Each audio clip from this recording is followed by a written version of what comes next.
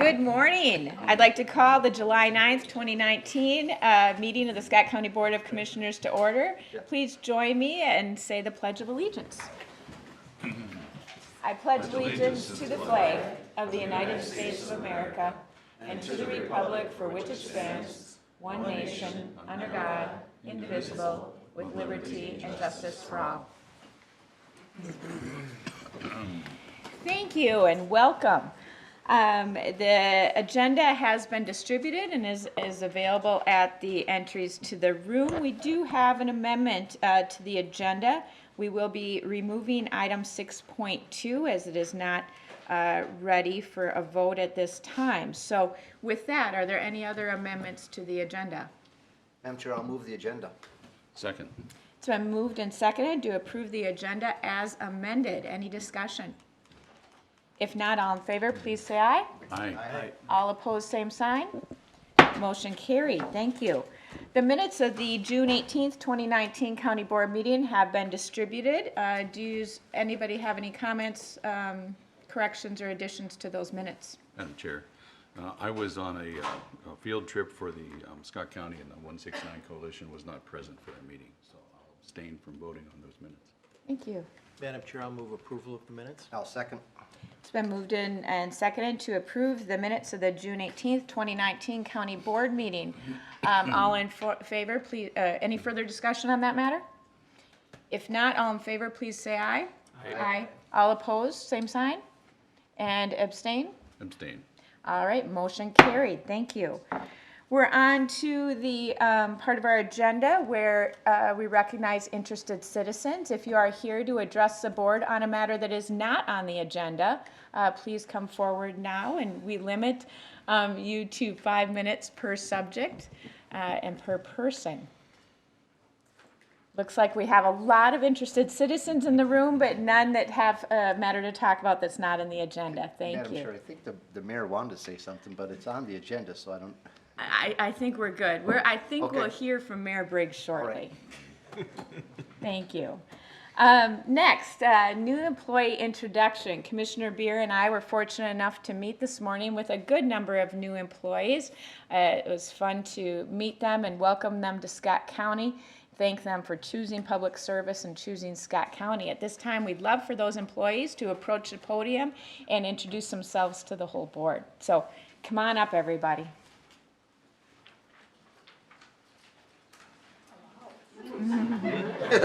Yeah. We haven't had a new employee orientation for a couple months, so we have a great group here.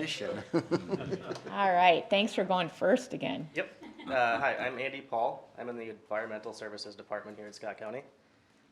Before this, I was at Hennepin County in the Environmental Health and Services Department as well. I'm from Eagan, Minnesota, and that's it. Hi, my name is Jeff Steele. I'm in the Business Technologies Department as a project manager.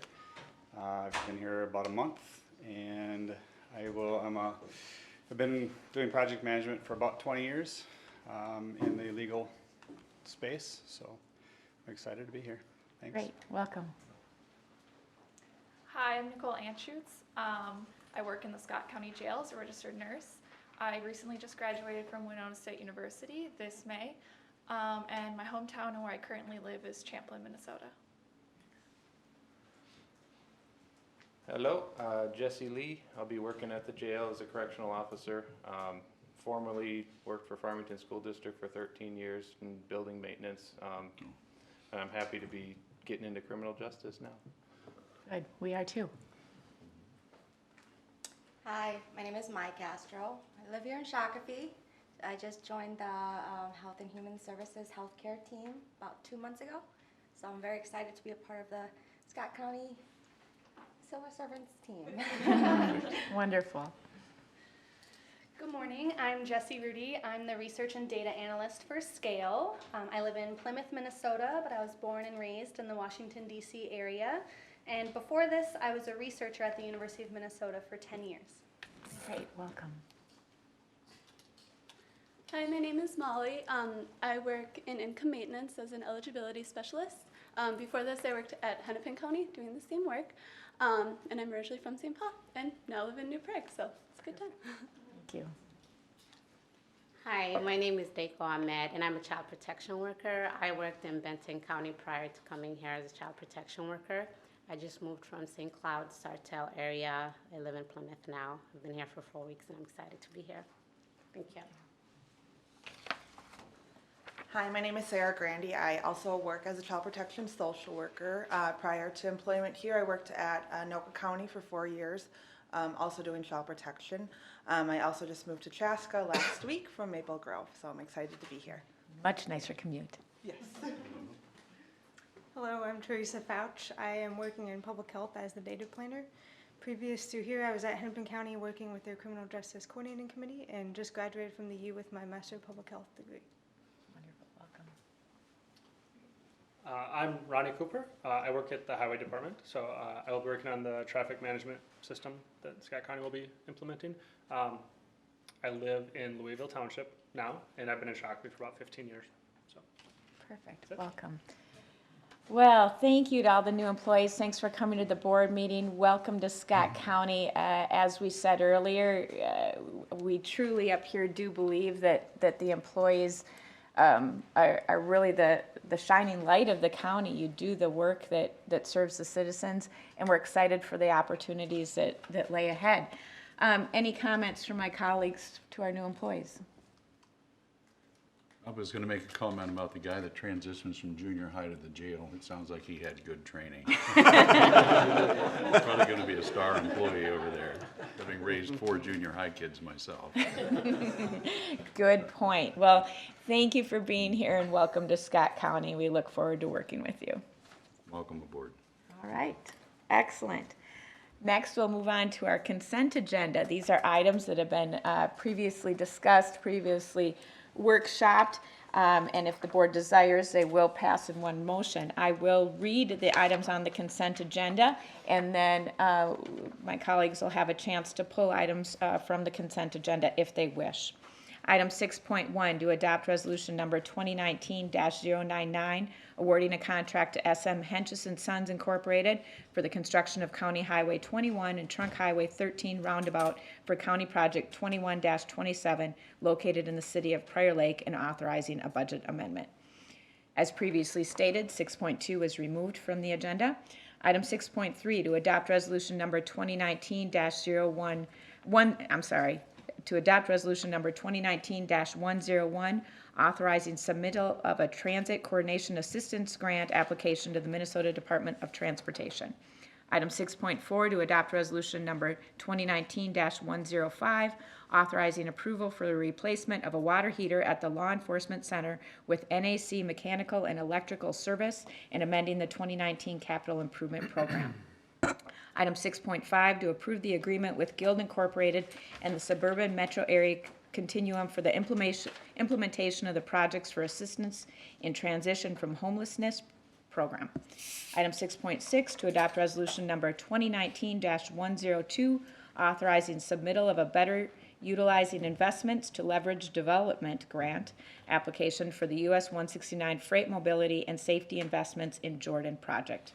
Item 6.7, to adopt resolution number 2019-104, approving the execution of an amended and restated joint powers agreement with the Scott County Community Development Agency regarding a residential mental health treatment facility in the city of Savage, and taking other actions in connection therewith. Item 6.8, to approve the application for a charitable gambling permit for the Knights of Columbus, number 2025. Item 6.9, to approve the application for a temporary on-sale liquor license for Euphoric Brewing Incorporated. Item 6.10, to approve the application and permit for a temporary on-sale liquor license for the Scott County Agricultural Society doing business as the Scott County Fair. Item 6.11, to approve the renewal application for an optional liquor sales until 2 a.m. permit for SSK Group LLC doing business as Doherty's Tavern in Spring Lake Township. And item 6.12, to approve payroll processing of personnel actions. So those are the 11 items on consent. Are there any items that you would like to pull for further discussion? Commissioner Beard. Thank you, Madam Chair. I think it's important that we pull 6.1 and have at least an explanation of what's going on there and why we're going to pass it in spite of budgetary concerns. So I'd like to pull 6.1. All right, thank you. Any other items to be pulled from the consent agenda? Madam Chair, I'll move approval of the consent agenda with the exception of 6.1 and 6.2. Thank Second. you. It's been moved and seconded to approve the items on the consent agenda with the exception of items 6.1 and 6.2. Any discussion on this matter? Hearing none, all in favor of that motion, please say aye. Aye. Aye. All opposed, same sign. Motion carried. Thank you. We'll move right into item 6.1, and presenting on item 6.1, I think we'll have our county engineer. And Madam Chair, while Tony's coming, Tony, let me offer you an apology for not calling you yesterday and telling you I was going to do this. I should have done that, but thank you for being Johnny on the spot, and we can have a brief discussion about this matter. Sure. Madam Chair, members of the board, so okay pulling this and having this discussion because it is a big project, and as you know, the bids came in, so we you know, in advance of this, we pushed the bid out and in hopes to entice additional bidders and looking at the market and where it was and the type of project that we have in front of us here, and we did receive only 2 bids, and as you know, the bids came in at just under 26% higher than the engineer's estimate. But not just looking at the engineer's estimate, we pretty much anticipated this going into this bidding process here, kind of where it might be within the market. And so it ended up being pretty consistent with what we thought. So looking around the metropolitan area and looking at other projects, and there's several other projects in the metropolitan area that did not go forward because bids were, you know, similar in that 20 to 50% higher than anticipated. It's just where the market is right now. We really don't think that we would have benefited by rebidding this again. So that would have been one option to say, let's repackage this, let's rebid it, let's do it again in the fall in hopes that we get something better come next year for construction next year. So when we look at all of our items, especially our big ticket items, the earthwork and paving and things like that, those actually fell into place pretty good. So we really don't think we would have gained anything in rebidding that. We've had tremendous partnership between our city and Mr. Mayor's here and MnDOT as well. So this has been a long process, as you know. We're 2 years plus in the making of this project alone, let alone the process of studies and things of that nature. And the communication effort, the public involvement, everything involved with this, you know, we were ready to move forward. It seems like the right thing to do. And so the city council held a special meeting to talk about this project in particular. Very strong support coming from the city, coming from the state. We've got bid concurrence from MnDOT, state aid, so we've already been through that process. So we're okay. The decision is basically ours to make that recommendation and agree to move forward with the project. So we really believe it's the right thing to do at this time. Construction-wise phasing, we'll be meeting with the contractor very shortly here to talk about that staging. By all accounts, it'll follow the same staging plan that we had all along in the completion of that and taking advantage of some closures that are existing out there right now. We've got a community liaison between the city, county, and state in this area because it's been a big hit this past summer here in the amount of construction going on in the Prior Lake area. And so that effort's been very strong and I think very well received. And so we're going to communicate out again very shortly, assuming approval today, and moving forward in what that communication plan is and being able to tell the public very shortly after meeting with our contractor what that staging plan is going to look like so they can anticipate what some closures or detours might look like specific to this project and how that ties into other project activity that's going on in the area. Madam Chair, if I can speak to that, we've been discussing this, Commissioner Ulrich and I, of course, as the Transportation Committee all along, and thank you to staff for keeping us abreast of what's happening, what's going on in the marketplace. Just a couple of editorial comments. The laws of supply and demand are immutable, and whenever we're pouring billions into highway construction in the upper Midwest, not just here, but things going on in Iowa and the Dakotas as well, the contractors don't have to have quite as sharp a pencil. So this has happened before, it'll happen again. And in the intervening times when things are in a dip, we get some pretty incredible prices too, it's, I think, fair to say. Regarding it being 2 years in the process, maybe the latest iteration of it is 2 years old, but some of us remember that it's more like 12 or 13 years. So we do sense a commitment to see this thing through and actually get this project done. Tony, you also mentioned staging with other construction that's going on. We're not doing this in a vacuum. We're actually coordinating closely with the reconstruction or renovation of Highway 13 through Prior Lake all the way down to the 282 intersection.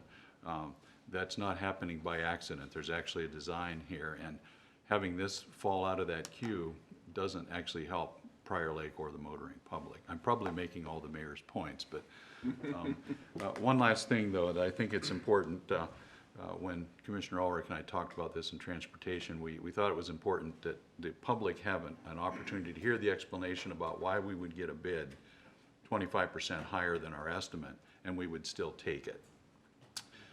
I think their first concern is, where are we going to find $1.7 million to pay for the extra? And I want to make the point that this is not levy dollars, that this actually, the sales tax for transportation that was passed by this board 3 years ago or so,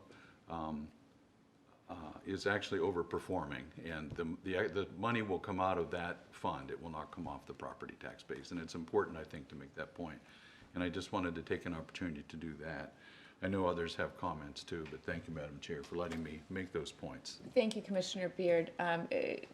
Leslie, did you have something to add to that? Yeah, I just wanted to add, we did, thinking recession and things like that as we've been planning, we actually underestimated going into 19 and 20 the sales tax. And so there is adequate sales tax to cover that.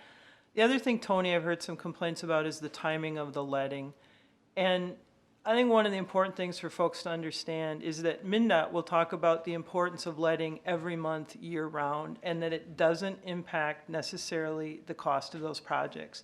And so when we take a look at this, we went through a good project, we went through the right coordination, we went through the right public input, and letting projects in July and in June, we have done this for the last I don't know how many years, and we have received good prices, just like Commissioner Beard talked about. So even some of the awards that we saw neighboring counties and MnDOTs do in the previous months were anywhere from 20 to 30% over. So the timing of it is what it is based on the project schedule, and letting things year-round is actually a good process for contractors and for the public. And I don't know if you want to comment on that as well. I think that was well stated. I don't know if there's a whole lot to say outside of that. And we did kind of query our, metro area counties as well, and kind of see where things fell for them. And it is true what Leslie said, is we've seen that pretty much, the past year here. And it doesn't matter what month, because others were similar to us, very recent time frame. So it's not that, it's, December, January is, always the best. It just depends on where that workload is throughout the metro area. Thank you. Commissioner Ulrich. Well, just picking up on what Commissioner Beard said, in regard to the transportation sales tax, when we enacted that, we said that those dollars, and many of those dollars come from outside the county, people coming into the county for the entertainment venues and what other ways they pay sales tax, and the sales tax is collected, and we said we're going to leverage those dollars to build projects, and this project's a $13-some million. We're using more than we had hoped to on sales tax. It's $4.2 million, but that's the kind of leveraging. We've got state and federal dollars coming in this project and many other projects in the county where we wouldn't have been able to do the projects without the sales tax. And I think at some point maybe it would be a good idea to give a presentation on our sales tax and how that's leveraged other dollars, like 16941, et cetera. And just to see how vital that's been to do major important projects to our county. Thank you. Other comments? Madam Chair, I know the mayor's got something to say, but maybe while he's coming, I'll move the requested action, which is to adopt Resolution 2019-099 and awarding the contract to SM Henches and Sons for the construction, of County Road 21 and Trunk Highway 13 in Prior Lake. Thank you. Second. Can I make one comment? Sure, go ahead. This has been going on, I think someone said, for a number of years. I think just let's get this done. So, Wonderful. All right, and do you have anything further? No. We're great. Mayor Briggs, welcome to the county board meeting. It's good to see you. Madam Chair, Commissioners, first off, the discussion was perfect. This is a project that is actually going on 20 years of age. It was 2.5 years ago that there were 10 of us, you 5 commissioners. It was 2.5 years ago. And we said that this was not going to be easy, and it's going to come at significant cost. Now, we didn't know, and there's lots of Monday morning quarterbacking that has taken place, as Director Winnicke mentioned. There was a special meeting of the Prior Lake City Council, and my intention in coming before you today was to say, indeed, we've had a change in council, but we delivered a 4-1 strong vote to move forward with this project. Because indeed our commitment, the partnering with the county, the wonderful oversight this project has had with the project management team that has seen its own transition, this is the time to move forward. And as many of you know, a word I never use is easy. Nothing is easy, but this is one that I believe is very straightforward. And building this road, as we said, to Prior Lake, not necessarily through Prior Lake, is an important one. We at the council also see significant cost overruns, much as you've seen here at the county. I want to thank you for stepping forward here. We too are tightening our belt to see this project through without impact on tax levy as well. What it will mean in the city of Prior Lake is we will be shifting some of our project work. We also took a segment of this bid, and we had the opportunity, flexibility of pulling it out, and that is for the street monuments and the streetscaping attributes that I will tell you I strongly support to ensure that we do create a sense of place in Prior Lake as folks are traveling on 21 through. And it is our intention in our action that we moved to send a strong message to the board, but at the same time to direct our staff at such time that they choose to rebid those attributes. Again, fingers shall be crossed that we will see some strong bids there. But I'm really here just to say it has been a fantastic partnership over the past 2.5 years.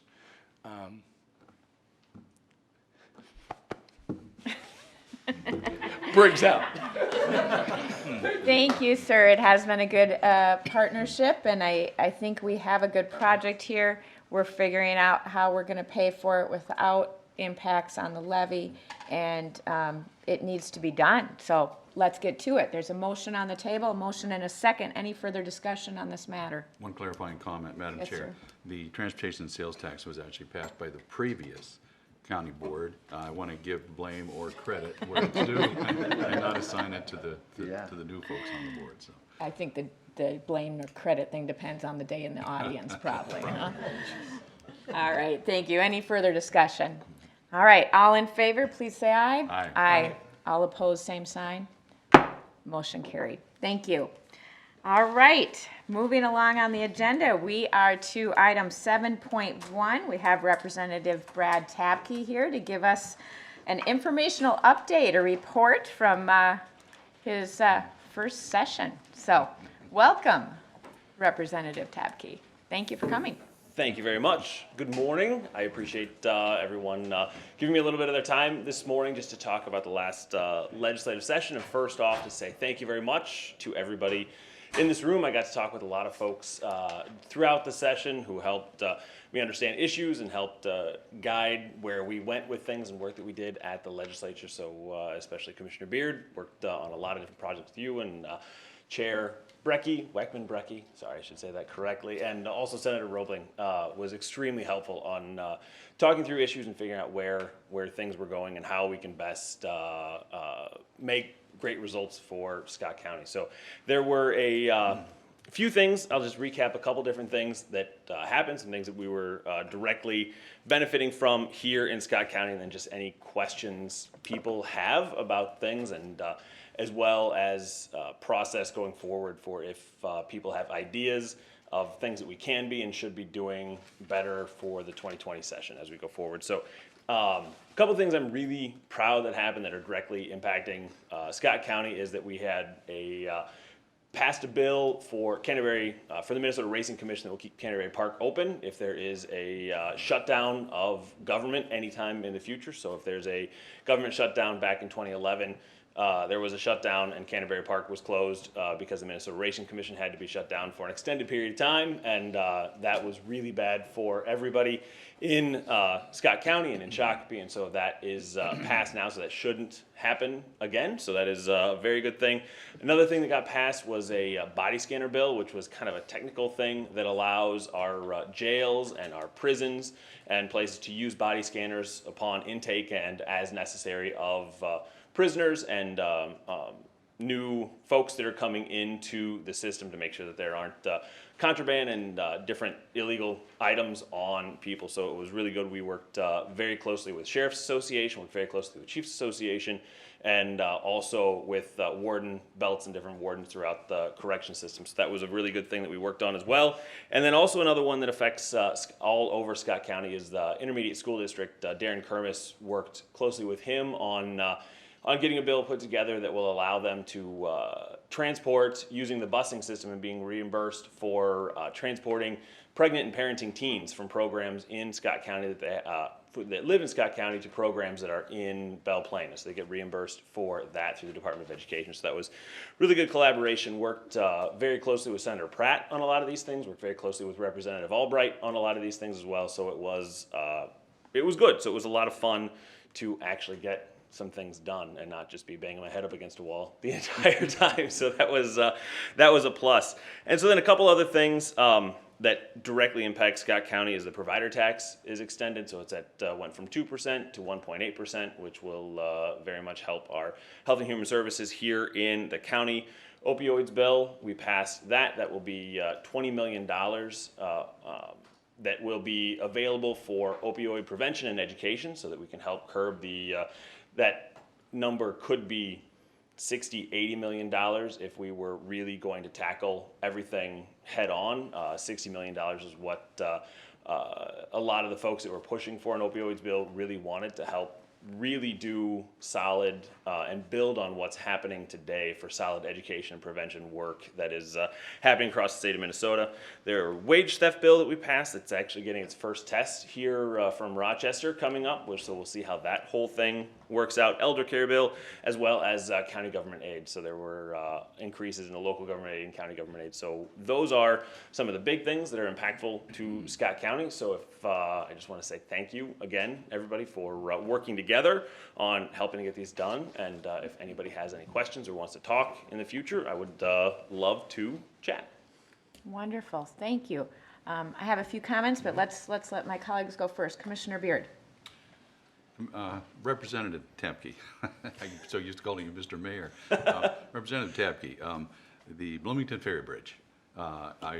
We've been conversing offline about how the impact that had. Thank you for your help on that and working with the commissioner.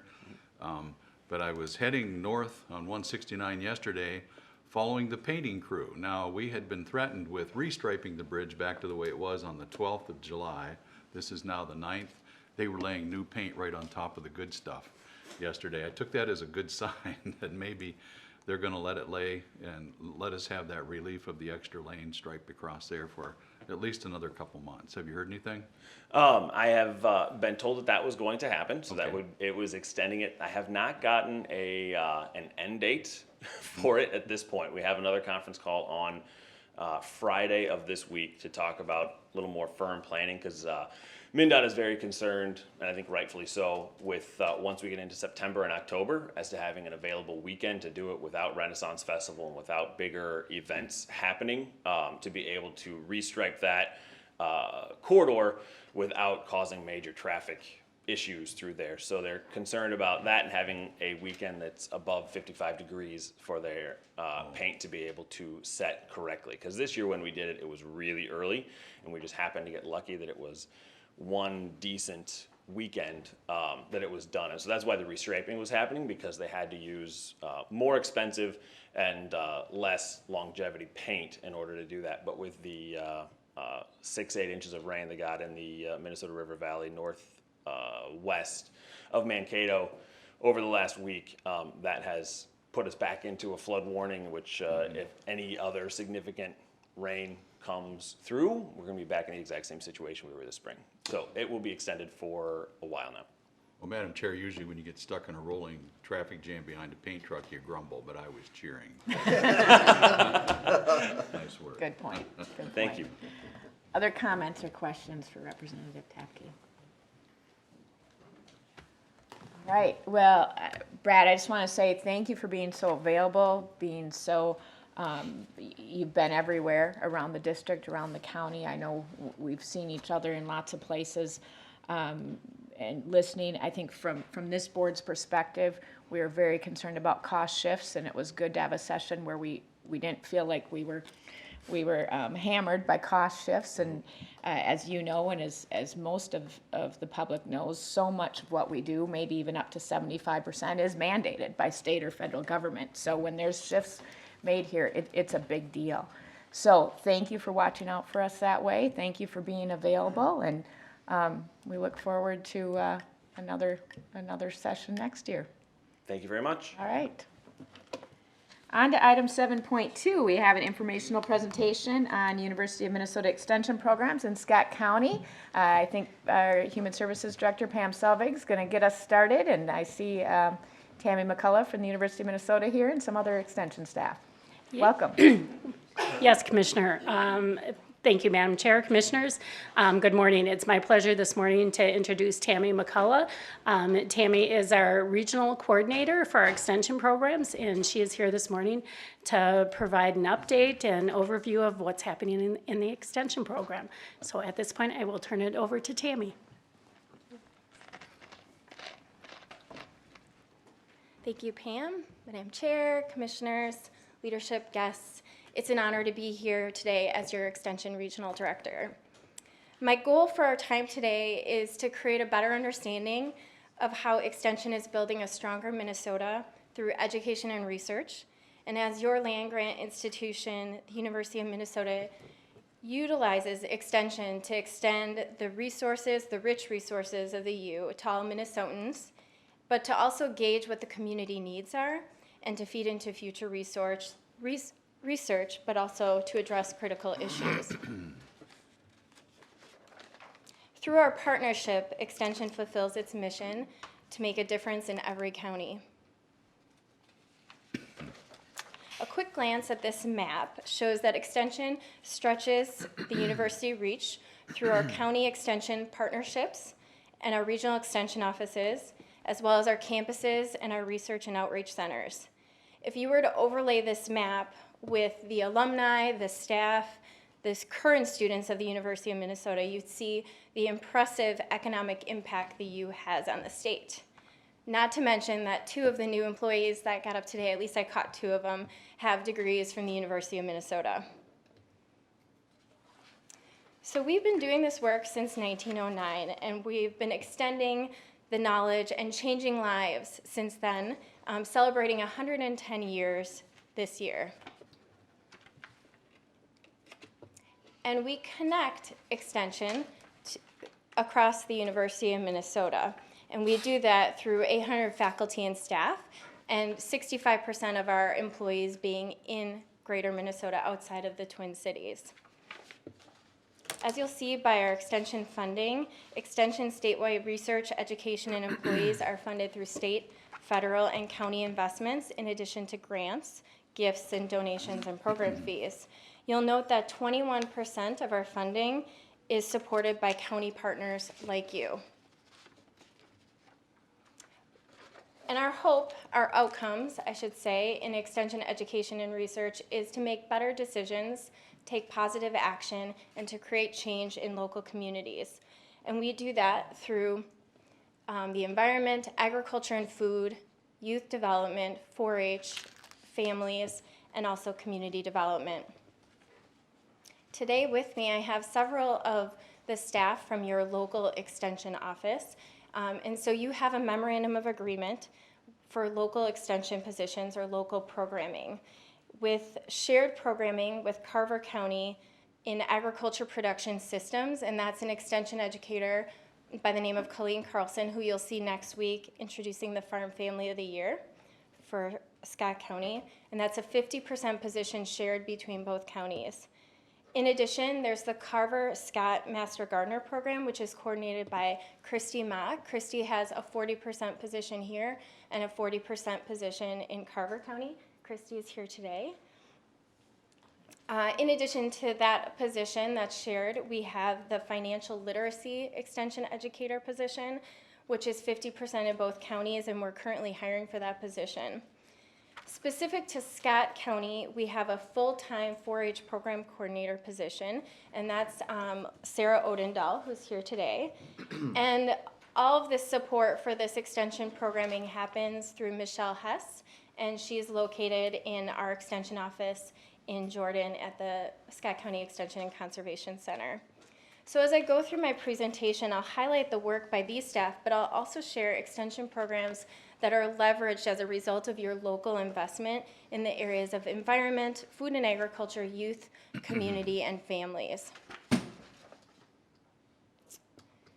So in Scott County, in 2018, there were 658 hours logged by over 25 master naturalist volunteers.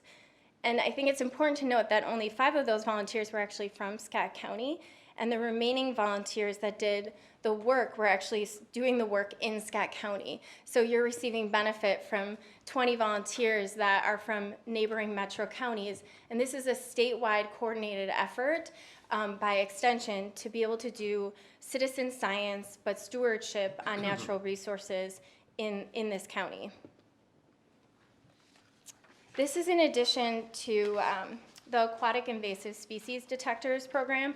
So this is, again, a statewide effort that's coordinated in partnership with the Department of Natural Resources, as well as the Soil and Water Conservation Districts and lake associations to get citizens to help kind of navigate these aquatic invasive species that we're trying to divert in our local waters. In some of the same ways, Extension also does work with landowners and professionals in forestry and woodland stewardship. In the areas of food and agriculture, that's where we have Colleen Carlson, your local agriculture production systems extension educator. And Colleen works with colleagues and faculty to get the latest research to farmers. She hosts kind of those one-time learning opportunities, backyard poultry, to series of workshops such as Living on the Land, where she takes individuals through the process of how to best support their agricultural investment. And this is in addition to her handling phone calls and requests for technical assistance on subjects such as land rent, pesticide application, and livestock health. It is a tough time for many farmers right now, and Extension has a new Rural Response Task Force to address some of the issues that we're going to be seeing and already are seeing in the community. Colleen is trained to coach farmers through this difficult time, and it can be called upon as a resource. Food safety happens everywhere, and one of the examples of Extension's work is on-farm food safety. And we also do this with cottage food training. So food producers like Karen in this picture are now able to learn safety techniques and sell up to $18,000 of certain food items each year through farmers markets and their own revenue-making ways. And Colleen can connect you to those resources. As I mentioned, Christy Mock is the Extension Master Gardener Coordinator that provides leadership to the Carver-Scott County Extension Master Gardeners. And the Master Gardener program delivers high-quality experiences to create healthier people through healthy plants and a healthy planet. In this photo is actually a Scott Sindelair, and he is a newer Extension Master Gardener from Scott County that came actually from a global career to land in Scott County and deliver this work in a volunteer effort. The Master Gardener program has multiple priorities, from growing local food to teaching research-based horticultural skills. I included this chart because this shows the top 5 counties for the Master Gardener program across the state. And you'll see that the Carver-Scott Master Gardener program actually has 126 volunteers that are doing work, logging hours. They actually have probably more volunteers than that, but these are the ones that are active logging hours. And that they had 90 events, educational events and enrichment events in Carver and Scott counties in the last year. Here are some of the newer partnerships from the Carver-Scott Master Gardeners specific to Scott County. And just in talking with Christy this morning, there's a new partnership that's forming with the Scott County Historical Society and the Women's Prison to provide support to the gardens at those sites. In this photo with the bee hat on is Marla Spivak. She is an extension entomologist and researcher who basically is making the case about how to protect our pollinators. And Extension is working to address this issue by doing cover crop research, planting more bee-friendly flowers and reducing pesticide use, but also looking at creating bee-friendly lawn care. And the Master Gardeners have joined this effort. And if you haven't yet, there's a really cool project out there called the Minnesota Bee Atlas. And it's a way of using, being a citizen scientist and using the iNaturalist app to help track the bee population. And the last time we did this was many, many years ago. And they actually feel like the bee population, the diversity of the bee population has changed greatly. And we've actually discovered new bees through these citizen scientists in the community using this iNaturalist app. So when it comes to youth development, 4-H is that premier youth programming program that provides education to kids kindergarten through 1 year past high school. We did a local evaluation in Scott County of 4-H youth and had 84% of the respondents taking part in a service project. And 63% of 4-H are saying that their community is different because of their involvement in 4-H.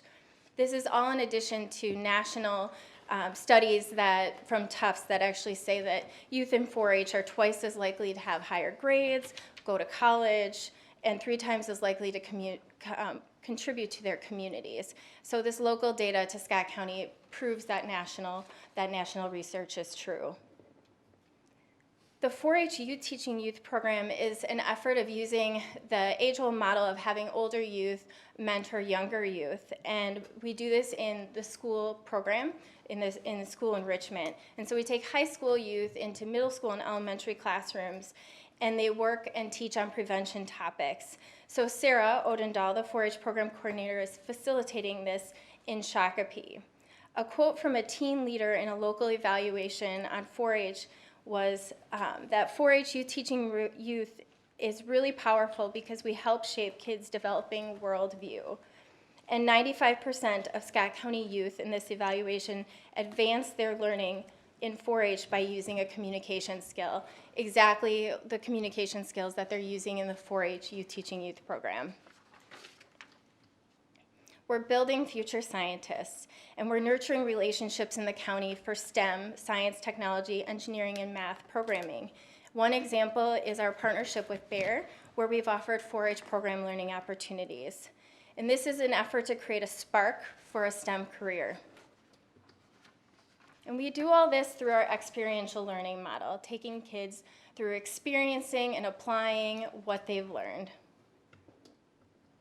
And we know that 4-H opens doors, but we're all about opening doors for first-generation youth. So kids that have no exposure to 4-H or have no family members that have had exposure to 4-H. We know that the diversity of the state is changing and the diversity of the county is changing. And 4-H is really working to make sure that we have parity in our programming. And in looking at the data from Scott County from 2017 to 2018, that 4-H year, 4,221 youth participated in a 4-H program. We exceeded parity in youth that identified as youth of color. So in their reporting process, we actually we exceeded parity compared to the Minnesota Census numbers for youth of color. So a goal would be for Sarah and the program to transition some of those young people, those 4,000 youth that we're reaching through programming, into a club experience, a longer term impact experience, so that we can engage them longer, because we know the longer we work with young people, the higher success they'll have in life. Not only do we work in 4-H, but we also are called upon for youth worker training. And so we're seen as experts in the field when it's working with other youth professionals. So we have this aspect of extension in community development. And touching briefly on this, one of the things we do is economic and tourism assessments through our Center for Community Vitality. And so we can help communities think through business retention and expansion, and we have actually done this assessment in a community in Scott County of Belle Plaine. We also work in the area of civic engagement and leadership for community leaders. So Ben Winchester, an extension researcher who, rural sociologist, noted that 1 in 34 residents need to serve as leaders in rural communities compared to 1 in 143 in the metro. And we know that we're kind of in a blend here in Scott County. But Extension provides leadership and civic engagement cohorts across the state that build the capacity of community leaders. And when it comes to families, we provide or improve health and nutrition. So Extension conducts research on nutrition and educates on how individuals and families can make the healthy choice the easy choice.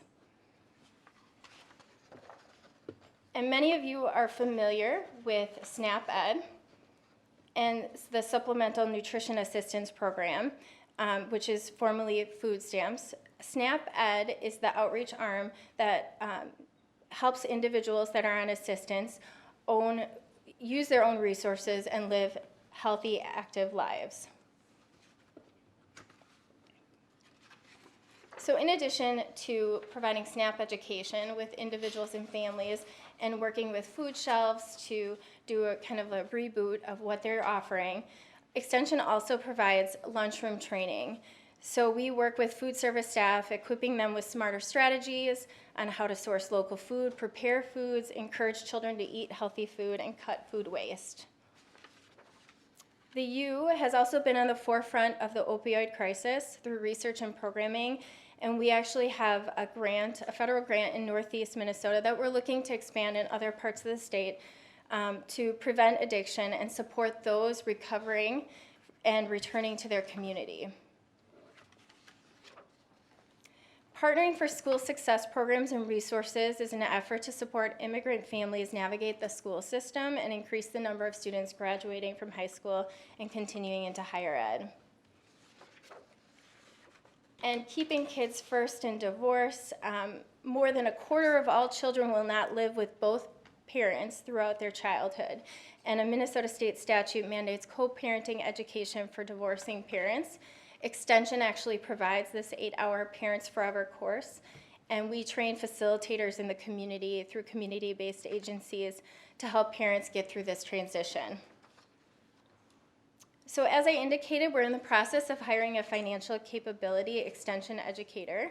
However, the former extension educator was successful in teaching financial literacy to 179 people from 2018 through the March of 2019. And she worked through many partner organizations such as the JAF, Families Moving Forward, the libraries, senior groups in Scott County, and the Workforce Center, and had many engaging partnerships in the works with the Women's Prison, the Scott County Jail, to name a few.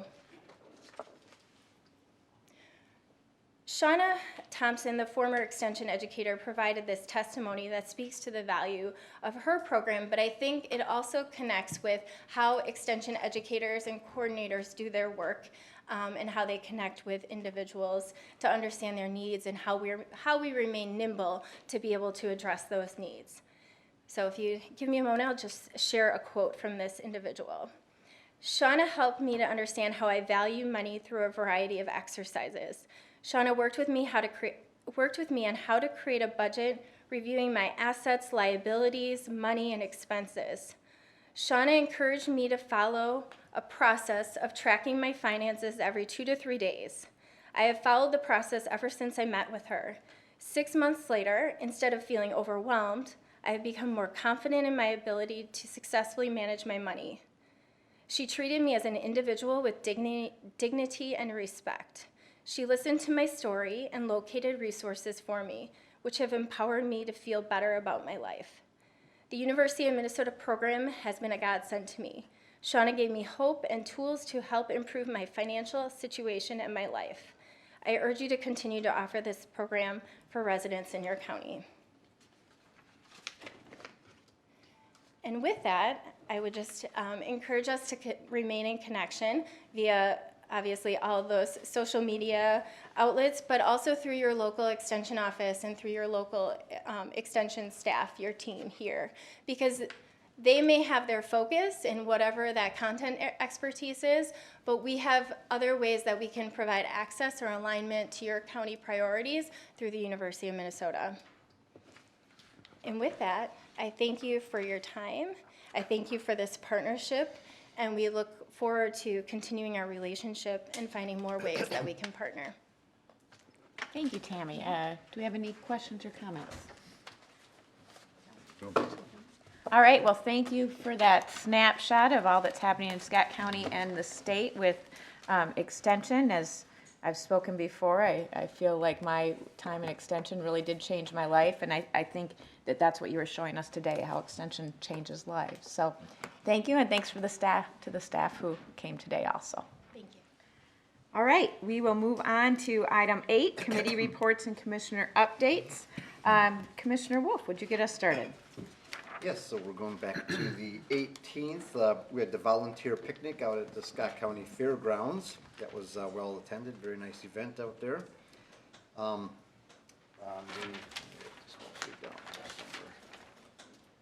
The 21st, Workforce Investment Board, I went to a sub for the chair. And very good meeting there. I talked to a few people afterwards, about the 2113. Someone from Angie Craig's office was there, and I just reported that it cost a little more, and he said they'd try to shake some trees if there was any money, but it was doubtful. After that, there was a state health board meeting down in St. Paul. That was very good. Talked about food, and big issues out there is mental health of farmers, that they're under such stress with planting and with all the rain and whatever's going on. It's a tough business to be in, let's be honest. So on the 24th, I had the administrator, I met with her, my monthly meeting. After that was the WMO, the Watershed Management Organization. Kind of a big issue that's coming up. I don't know if it's how big it is, but McMahon Lake does not have an outlet, and the water's been rising, and I'm actually going to go out there on a boat with somebody that lives out there on Friday. And he wants to just show me what's been happening out there. And also there's a couple of bogs out there that are moving and growing and breaking off and getting bigger. And they're just, I don't know, it's like seaweed or something. It's just loaded with water. And so very, very tough. And if it parks itself in front of your house on your beach, you don't have much of a beach to swim in on or get your boat out of. So anyhow, on the 25th, met with some the Renaissance folks. They're concerned about, so I've had a few meetings with them, but on the 25th, they're concerned about their access with the new 169 renovation going on there. On the 26th, I had the Metropolitan Mosquito Control District. At that time, there was not a big hatching of mosquitoes yet, but they promised that they were coming, and they were right. So then 27th, met with the county people, also about the Renaissance, a little bit about the Seaver and corn maze. Last night, that got approved at the Planning and Zoning. And so there's going to be some traffic conflict for a couple weekends there, and so it's they're going to try to get that to busing and move people as quickly as possible. After that, later on was the Vermilion River Joint Powers meeting, and very quiet there. On the 28th, I met with Spring Lake and Prior Lake, a couple representatives, Zach Braid and Ted Kowalski, talking about the orderly annexation going on over there and what's planned for 2024. The issue is they're taking a small chunk of land around the lake, annexing it into Prior Lake. It's not that big a deal for the amount of land, but it's about 11% of the tax base for Spring Lake Township, so and it's only maybe 1% of their roads, so it's gonna cause them a financial stress there, so.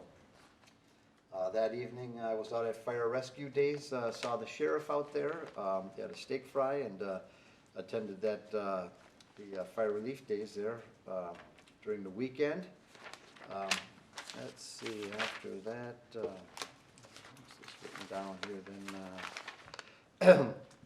On the 8th, the planning, and that was last night, the planning and zoning, where they did approve the Seaver Corn Maze, and you know, a few people were concerned about the traffic, and there's gonna be traffic over there. It just, that's, you know, it's moving, and there's gonna be, I don't know, 3,000 or 4,000 or 5,000 people going to the corn maze. There will be also the traffic with the Renaissance. So it's gonna be a tough deal, you know. I just was talking to somebody this morning, and I go into the cities 2-3 times a week and for meetings, and a lot of times there's backups. It's just a fact of life. So that is my report. All right, thank you. Commissioner Beer. Thanks. On the 18th, I too was at the volunteer picnic. We had a great turnout, great weather. It was good. It was just a lot of people chit-chatting. It was a great time to catch up with folks that pitch in around the county. And then on the 19th and the 20th, I went to where everyone wants to go in June, Cleveland. They tried to tell me that it was the All-Star game, but they missed it by about a month. But anyway, so I was out there. Jake, Barb from the county, and then Stacy Crakes and Joe Faust were there from First Stop Shop, and we were out to take a look at Lorain County Community College as part of the Scale Post-Secondary. And I didn't know what to expect. I didn't, you know, just trying to be neutral, and it was impressive. It was really, really impressive. It was run, the former president was in town, and because the current president, who had been with the former president, if you can follow that, for 25 years, she was out of town on representing the college in Colorado. I'm like, hey, how come we didn't get to do that trip? But just a prince of a man, Dr. Church, and just really invested in that campus, and it was evident with the staff. It was every room we went into, oh, Dr. Church, you know, they hadn't seen him for a while. And so it was just a neat picture of what could be here in the county. And, you know, there'll be more to come on that. But it was again, I went with no expectations, trying to be neutral. That might have been a little bit negative. And it came back very, very positive. It was a really neat opportunity. So more to share on that.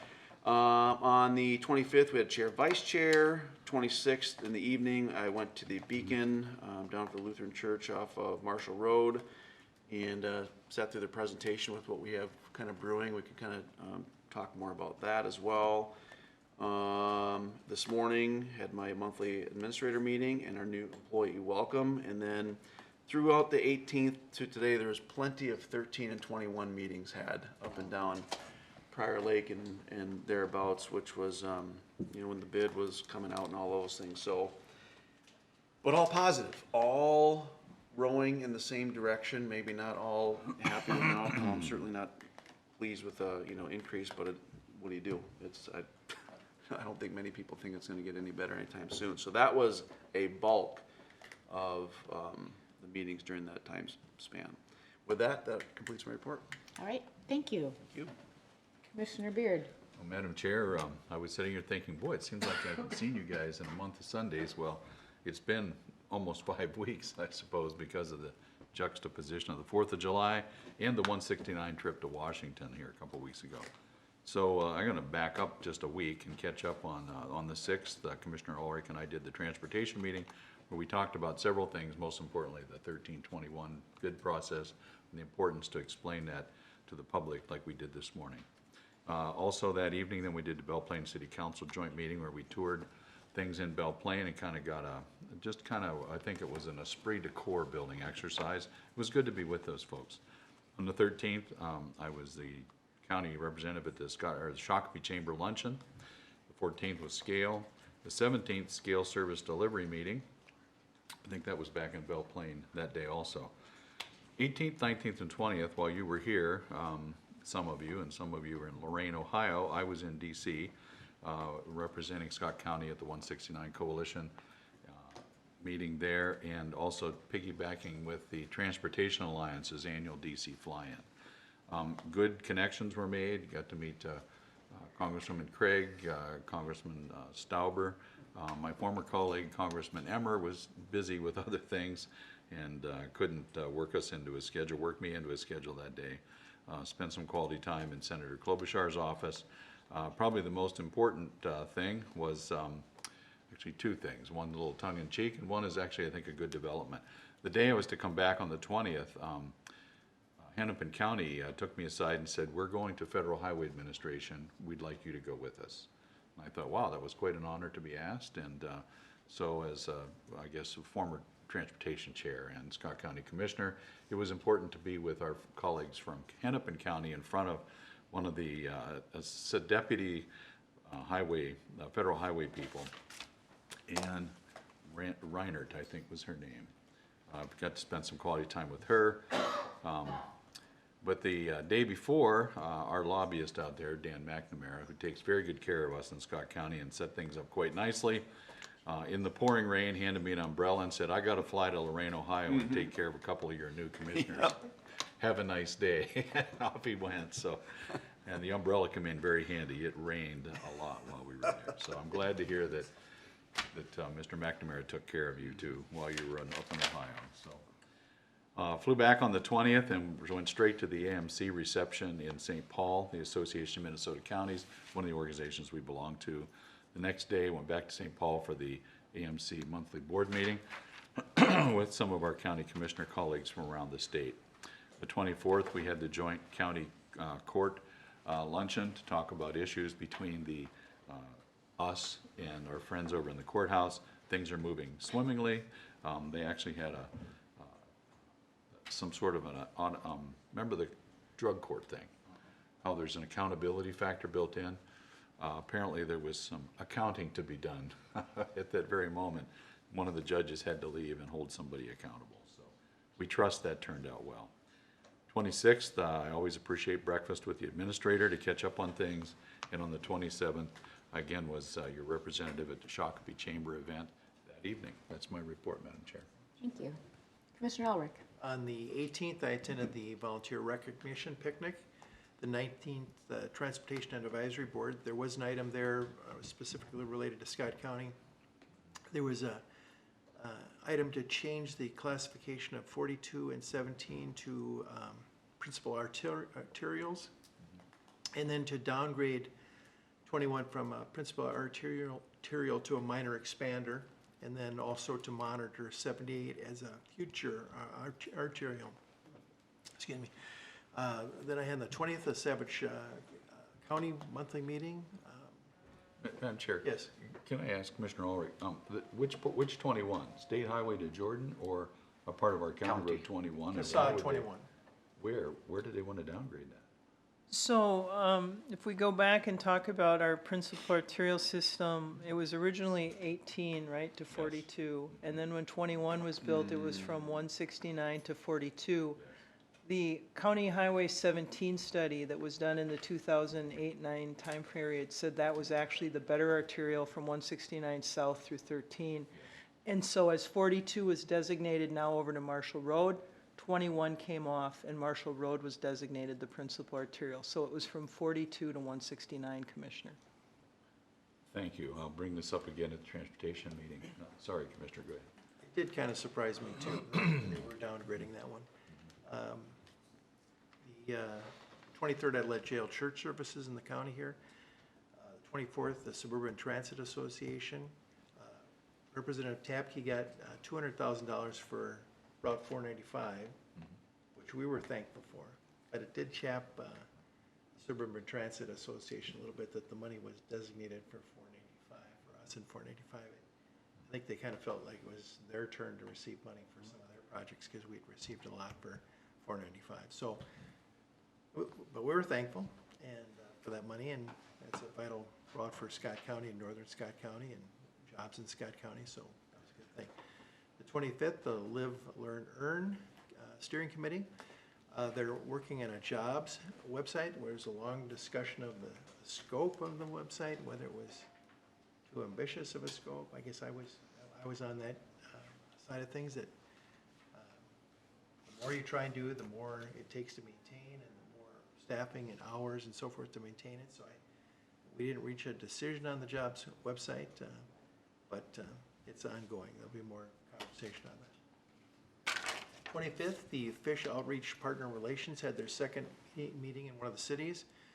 The mayor and our county commissioner, Recky, was there as sponsors, and the school district was there, the food shelf was there, and the local scale effort, local fish effort people were there. And so it was really well attended, and it was a good time. 26th, the Minnesota Valley Transit Authority meeting, and 27th, the Fish Board meeting. That's it. Great, thank you. For my report, on June 18th, I also attended the County Volunteer Recognition event. I think it's a great reminder for us as we sit and talk with volunteers about all the people who are giving to Scott County, some of them who don't even live here, but they just, I spoke with some folks who volunteer regularly at our jail, and they happen to live in Hennepin County, but they have a passion for doing volunteer work here in our jail. On June 24th, I also attended the County Court Coordinating Committee. We talked quite a bit about better use of the resource in the jail, the courtroom there, and what we can do to make that be better used, with the space crunches that we're experiencing. Also on that day, we had a meeting with our Met Council representatives to talk about some regional parks funding issues, and it was great to have them here and sit down face to face and talk about those issues. On June 25th, we had the chair-vice chair meeting. Later that day, I also attended the Fish Partner Outreach meeting in Belle Plaine, well attended, and it was great to see people making connections there. It was wonderful to have our county staff there making some of those connections also.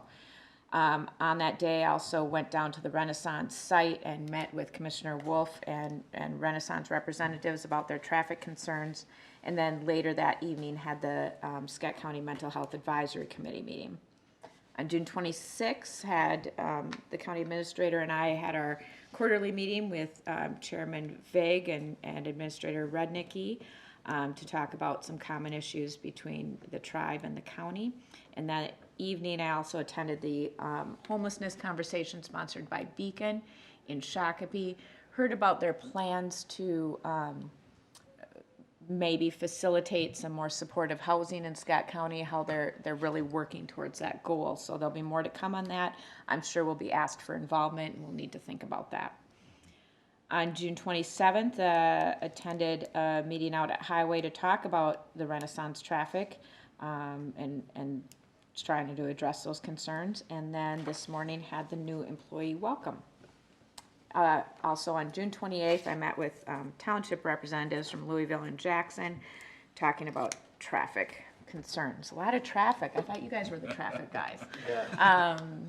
So that's good news. It means there's people, there's things going on. So that's the end of my report. And now for a county administrator update.